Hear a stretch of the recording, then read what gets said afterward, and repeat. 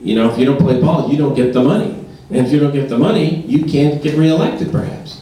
Somebody told me once that that any given party they'd rather lose an election than have someone elected they can't control.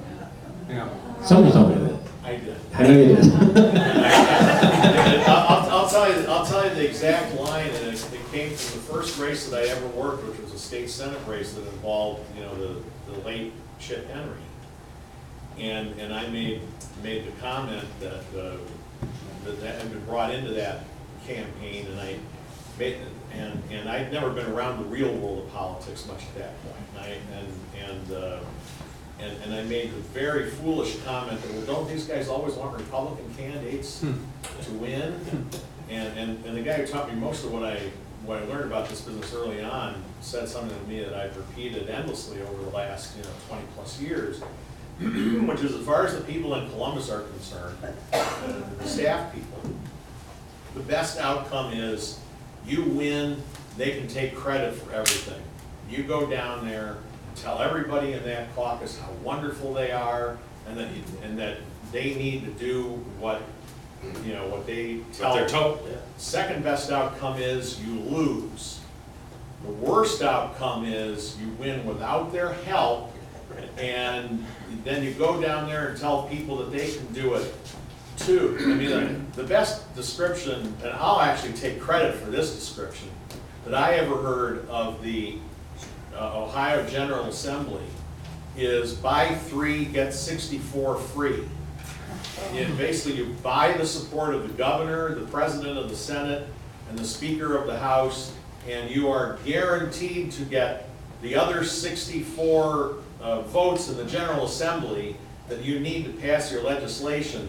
And it's also, by the way, it's also not a party thing. The Democrats, while this ugly system that we have here now was actually started by Vern Reif. Yes. When he was the Democratic Speaker of the House back in the 70s and 80s, the first half of the 90s, and it was aped by Jim Tilling, the unelected real president of the Ohio Senate Republican Caucus for a couple of decades.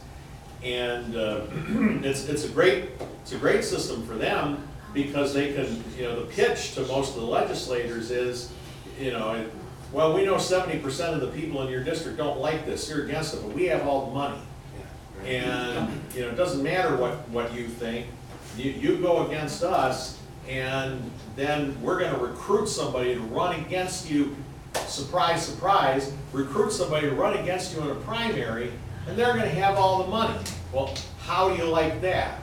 And the answer is 99% of the people who are hit with that kind of an ultimatum will cave. It's just that simple. I should point out that my straight man here tonight is Joe Scarola, if you don't know, who is a longtime political consultant in Northeast Ohio, and who's actually given me a lot of good advice over the past 2 years. I probably be better off if I had taken more of his advice, but still was good advice. Okay, one more question that I want to talk about. Can we assume that these are the people like you? Well, I wouldn't, not always. But they're co-sponsoring the bill, so in that sense they're good. But you'd be surprised how people can go one way and then another way. I do want to talk about 2 other very important issues. I mentioned the Common Core and the Heartbeat Bill, and just let you know where they are. And yes, did you want to ask something, Frank? Yeah, Matt, how many of us have to call this speaker to get these 2 pieces of legislation everywhere? Well, I'm not sure I know the right number, but just keep calling until they can let it out. How's that? I mean, Just keep calling. you can call every couple of days. It doesn't have to be just one. You call and you say, is the speaker going to let this out of committee and bring it to the floor for a vote? If they say they don't know, or they don't give you any answer, or something, just call. I'll call back. I'll call back tomorrow, and you just keep on calling and bug them enough. I've been talking about this the last couple of weeks in various venues and on the radio, and people are calling, and I was going to say I'm already in trouble, so it doesn't matter, but it's just, but it's the only way to get these things out. That's how you got the support of Freeman Works, because we all call. Yeah, amen, yes. And FreedomWorks and Tea Party Patriots out of Atlanta, both supported me, as you know, and I was proud to have their support. They spent about $100,000 between the two of them. I'd hoped it would have been more. I was really hoping they would go up on TV. That was the critical thing, which didn't happen. And I don't criticize them. I mean, I was thrilled to get their support, but, you know, Phone calls work, we just have to do it. phone calls can work, yes, and we should do it. And that includes Common Core repeal bill, which I know many of you are aware of, 237, and the Heartbeat Bill, 248, which are both still pending. Now, let me talk a little bit about the politics of this. Both of these bills are now under a discharge petition. Does everyone know about the discharge petition? Okay. So, the system that I described to you earlier, where the committee chairman and through the chairman, the speaker, they control any bill that gets voted on. There is a safety valve. There's one way to get around that system. And that's with what's called a discharge petition. A discharge petition is simply a petition that is circulated only among, in this case, members of the House, only among the 99 House members. Then the petition says, bring that bill out of committee directly to the House floor for a vote. It bypasses the chairman, it bypasses the speaker, brings it right to the floor for a vote.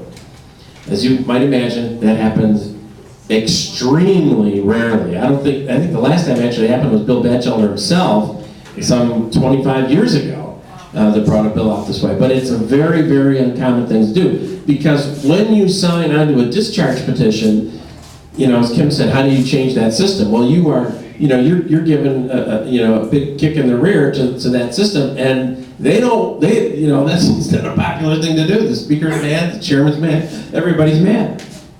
And you get yelled at. I've been yelled at. I know that they don't like it. So, but it's the only way to bring a bill out that the public supports when you want to make people vote on the Heartbeat Bill, when you want to make people vote on repealing Common Core. And we can talk about the pros and cons of why the Republicans don't want to vote on those things, but those discharge petitions are out right now, and particularly in Common Core, they're pushing very hard through the summer, pressuring individual state representatives who are back home, we're out of session now for the summer, pressuring them to sign on these discharge petitions. Obviously, I've signed on, Ron Young out here in Lake County, he's signed on, but you have friends in other counties that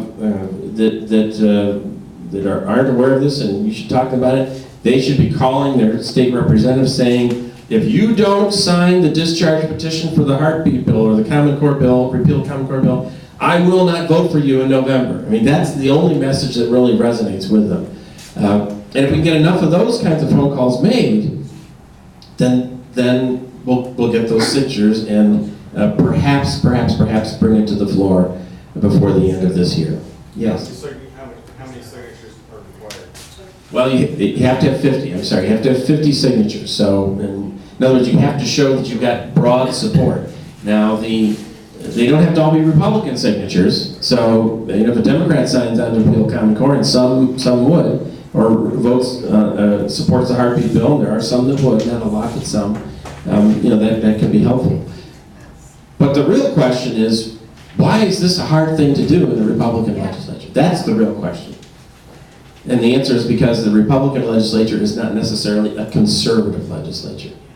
And when we choose our presidential candidate next year, when we'll probably have a Republican House and a Republican Senate, and we'll be being told, if we could just now get the Republican president, we'd finally control government.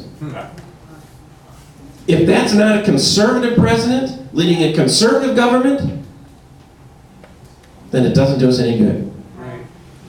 Because a Republican legislature will give a big government, liberal Republican president more of the same nonsense. It may be a slow walk off the cliff, but we'll still go over the cliff. Yeah. I'm thinking to myself, do I really want to say what's on my mind here? We're better off having a Republican legislature that stops a Democrat president from doing